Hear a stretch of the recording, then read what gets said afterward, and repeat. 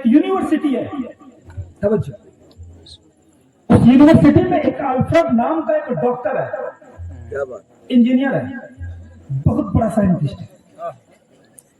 ایک کانفرنس کے لیے وہ سعودیہ عرب کا سفر کر رہا ہے، اسی جگہ سے، اسی ہوائی اڈا سے اس کے ساتھ ایک مولانا صاحب بھی شریک سفر ہوتے ہیں۔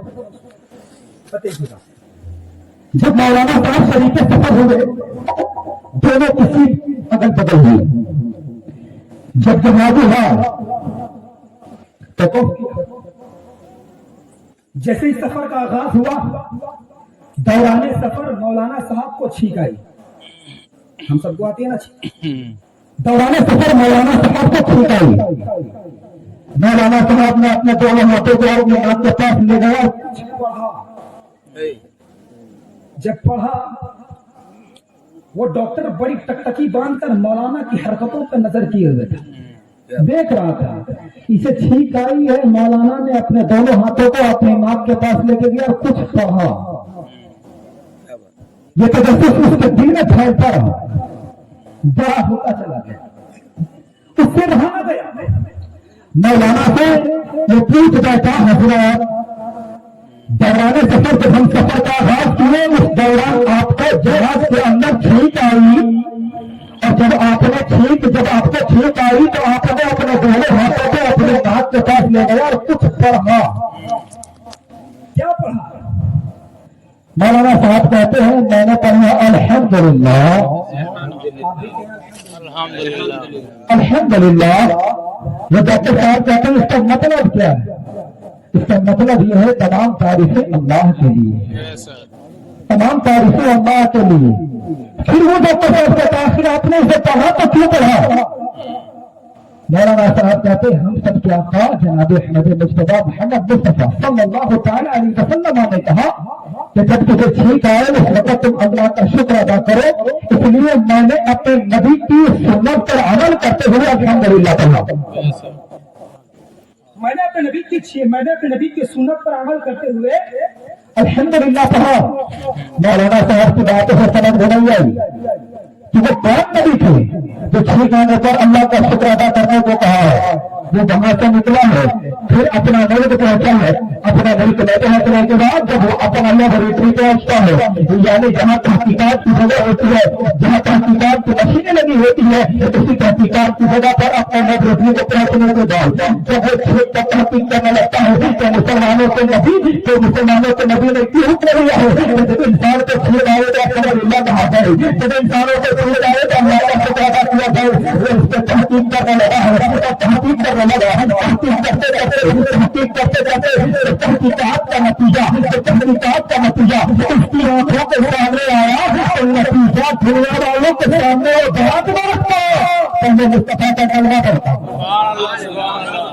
نتیجہ بعد میں رکھتا، پہلے نبی کا کلمہ پڑھا ہے، اور جب نبی کا کلمہ پڑھ لیا ہے پڑھنے کے بعد اپنا انسٹیٹیوٹ پہنچا ہے جہاں 3 سے 70 بچے پڑھنے والے تھے، ہر بچے ٹیچر کے تربیت ہوتے ہوئے، ہر بچے اس سے ٹیچر کے ماننے والے ہیں، ہر بچے اس سے ٹیچر کو فالو کرنے والے ہیں، جب وہ اپنے اسٹیٹ پہ رہتا ہے اسٹیٹ پہ رہنے کے بعد اپنے ملازمت میں داخل ہوا ہے، داخل ہونے کے بعد نہ وہ آئندہ کو پڑھ رہا ہے، کمپیوٹر کو پڑھ رہا ہے، میکسیمل کو پڑھ رہا ہے، جب اسلام کا اس کو پڑھا رہا ہے، اگر تحریر ہے تو ان مسئلات کو پڑھا رہا ہے، پڑھا رہا ہے تو مصطفیٰ کی زندگی کے بارے میں پڑھا رہا ہے، اگر پڑھانے کے بعد اپنے لیبوریٹری میں اپنے تناظروں میں جتنے طالبان تھے، جتنے پڑھنے والے بچے تھے، جب انہوں نے کی تحقیقات کو اپنے بچوں کے سامنے رکھا، بچے اعتراض بعد میں کرتے، بچے اعتراض بعد میں کرتے، پہلے میرے مصطفیٰ کا کلمہ پڑھتے۔ اب تحقیق کیا تھی؟ اس ڈاکٹر نے لکھا، اگر میری بات پر یقین نہیں تو ملٹی میڈیا کا دور ہے، آپ کے ہاتھوں میں اینڈرائڈ موبائل ہے، 5G کا ریچارج ہے، آپ اس کو سرچ کر سکتے ہیں۔ کیا اس نے لکھا کہ اللہ تبارک و تعالیٰ نے انسان کے جسم میں سب سے اہم حصہ اگر کسی کو بنایا ہے تو انسان کے دل کو بنایا ہے۔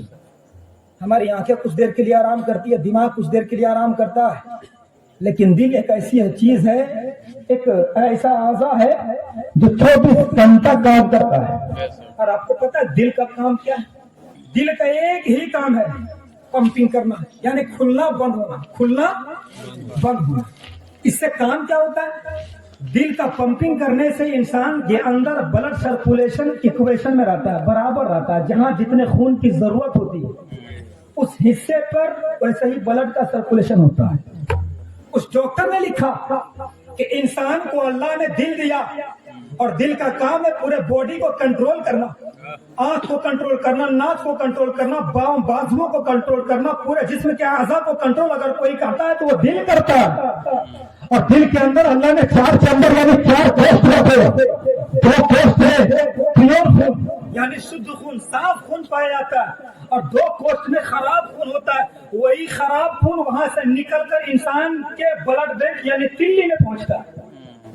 اس ڈاکٹر نے لکھا کہ انسان کے جسم کے اندر جب پیوریفیکیشن ہوتا ہے، جب دل پیوریفائی کرتا ہے، دل خون کو کلیئر کرتا ہے، پیوریفائی کرتا ہے، تو کچھ کاربن یوگک اشیاء جب خون میں ملتا ہے، جب وہ کاربن یوگک چیزیں جب خون میں ملتی ہیں، جب وہ اچھے خون میں وہ چیزیں ملتی ہے تو انسان کو برن ہیمریج ہونے کا خطرہ ہوتا ہے، انسان کو لکڑا مارنے کا خطرہ ہوتا ہے، انسان کو بھینائی جانے کا خطرہ ہوتا ہے، انسان کے دماغ کے مائل ہونے کا خطرہ ہوتا ہے۔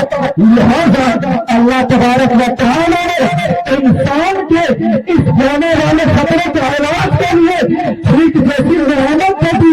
جب انسان چھینکتا ہے تو اس کا دل کچھ ملی سیکنڈ کے لیے رکتا ہے، اور پھر جب زور سے اس کا دل بڑھتا ہے تو صحیح جگہ پہ پہنچتا ہے، اپنی جگہ پہ پہنچتا ہے۔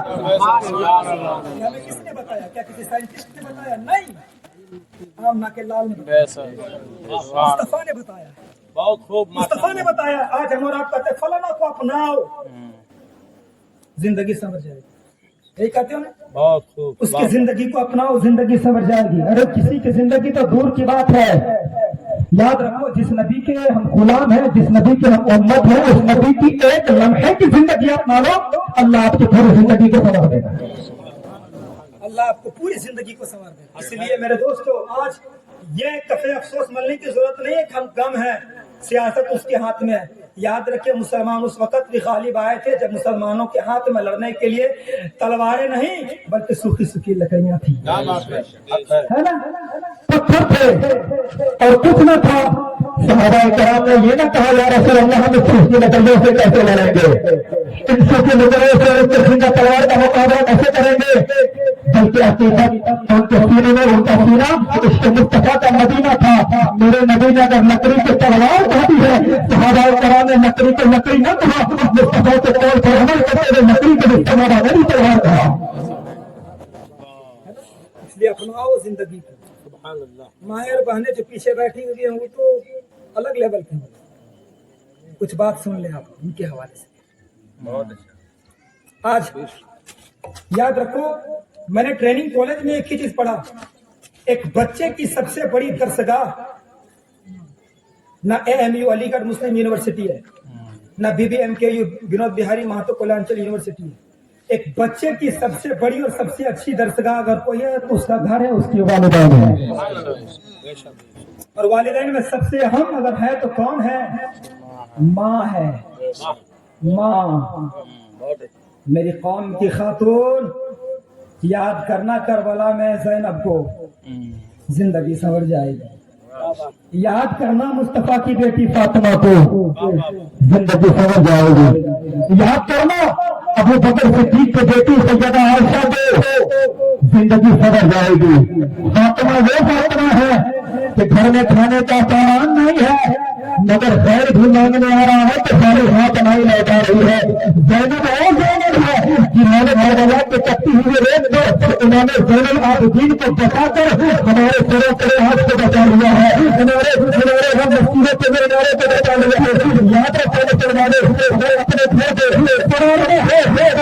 ہمارے گھر کی نو کو سامنے کھانا ہے، ہماری قوم کے ہمارے قوم کے نوجوانوں کے خبر میں ہو۔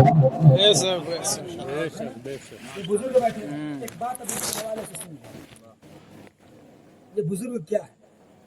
میں نے قرآن کی تلاوت کی، کچھ پتے کی بات اور 5-7 منٹ سن لیا۔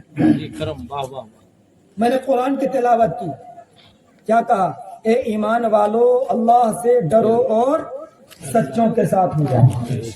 کیا کہ سبحان اللہ، زور سے سبحان اللہ، ایک مرتبہ اور زور سے سبحان اللہ۔ یاد رکھیے گا، آپ بولے فائدہ آپ کا۔ قرآن پاک میں اللہ تبارک و تعالیٰ فرماتا ہے اے ایمان والے تم اللہ سے ڈرو اور سچوں کے ساتھ ہو جاؤ۔ آخر کہا کیوں؟ جس کی بات سمجھ لیجیے، اللہ تبارک و تعالیٰ خود قرآن پاک میں فرماتا ہے، حدیث پاک کا مفہوم ہے کہ جب انسان کے دل میں خدا کا خوف پیدا ہوتا ہے تو جتنا اس کے دل میں خدا کا خوف پیدا ہوتا ہے شیطان اس کے پیچھے اتنا لگتا ہے۔ لہذا اللہ تبارک و تعالیٰ نے ہمیں یہ راستہ بتا دیا کہ ایمان والوں جب تمہارے دل میں ہمارا خوف پیدا ہو جائے تو تجھے دائیں بائیں دیکھنے کی ضرورت نہیں ہے، میرے اللہ والوں کو یعنی میرے بندوں کو یعنی اللہ والوں کے دامن کو تھام لو اور اسی کی بتا یہ باتوں پر عمل کر لو، اس کی بتا یہ باتوں پر چلنے کی کوشش کر لو۔ اللہ تبارک و تعالیٰ تمہارے اعمال کو نہیں دیکھے گا، تمہارے پیروی کرنے کو دیکھے گا اور اسی بزرگ کو سب میں تمہیں شیاطین کے شر سے محفوظ معمول کروا دے گا۔ بزرگ ہیں تو ان کی قدر کر لو، قدر کرو، ہے نا؟ یہ اللہ کی بے بہا نعمت ہے، اور ایسی نعمت ہے کہ ایکویشن زمین کی باقی رہتی ہے، ایکویشن لیول باقی رہتا ہے۔ آج اگر ہم اور آپ محفوظ ہیں تو ہمارا رابطہ کمال نہیں ہے، ایسے ہی آستانے والوں کا کمال ہے کہ جن کی نگاہ کرم میں ہمیں اور آپ کو ظالموں کے ظلم سے اللہ نے محفوظ فرما دیا ہے نا؟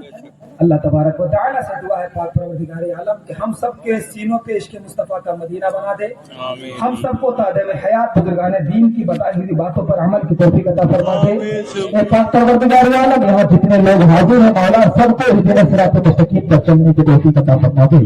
جو قصہ لطیف مدینہ تمام تھا، جو کچھ بیان ہوا وہاں کی بات تھا۔ استغفر اللہ ربی من کل ذنب واتوب الیہ۔ السلام علیکم ورحمۃ اللہ۔